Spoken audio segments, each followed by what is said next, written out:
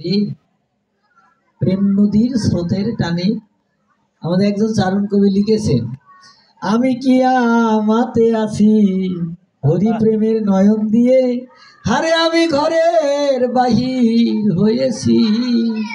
সখী আমি কি আমাতে আছি, আমি আমার মধ্যে নাই, আমি হরি নয়নে নয়ন দিয়ে ঘরের বাহির হয়েছি। হায় হায়, এইরকম ভাবে আসতে হবে, তাহলে সেই কিছু পাবে।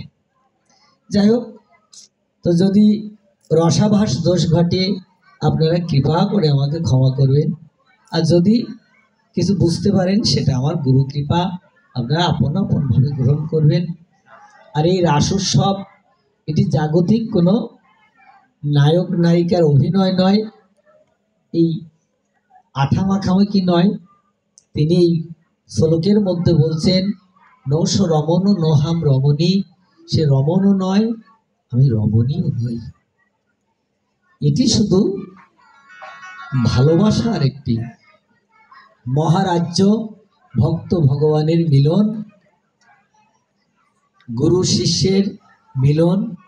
আমাদের একজন চারণ কবি লিখেছেন, চাঁদের গায়ে চাঁদ লাগিল আমরা ভেবে করব কি, 6 মাসের এক কন্যা ছিল 9 মাসে তার গর্ভ হলো, 11 মাসে 3টে সন্তান কোনটা করবে ফকিরি।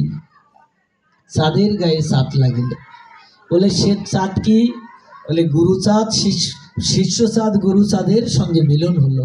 বলে কেমন ভাবে, বলে সরে সরে চোর ধরা ধরি। কিভাবে ধরতে হয়, বলে ধরো চোর হাওয়ার ঘরে ফান পেতে। সে চোর ধরতে গেলে হাওয়ার ঘরে ফন পাততে হয়, হাওয়া চলছে সেই ঘরে ফন পাততে হয়। বলে কি করে, আমাদের চণ্ডীদাস লিখেছেন, 16 অঙ্ক যদি পবনে ধরে 64 তো অবধি করে, 32 শ্বাস বাহির দ্বারে, হেলাদুলা 2 3 3। চণ্ডীদাস কহে পীড়িতি সিন, চণ্ডীদাসের ধর্মেই তো সার, ইহা বিনা চণ্ডীদাস না করে আর। বলে শিষ্য চাঁদ গুরু চাঁদের সঙ্গে মিলন হয়েছে।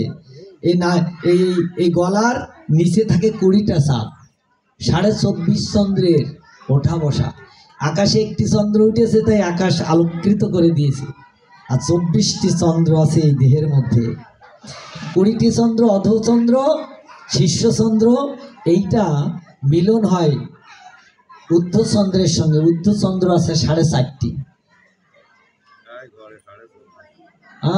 উমেশ চন্দ্র, উন্মত চন্দ্র, গড়ল চন্দ্র, অধচন্দ্র।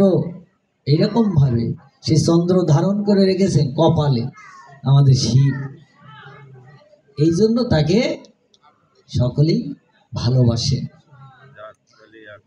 তো যাই হোক, এর উপর অনেক ব্যাখ্যা, সেসব ব্যাখ্যা তার এগুলি ইষ্টগুষ্টি করতে হয়।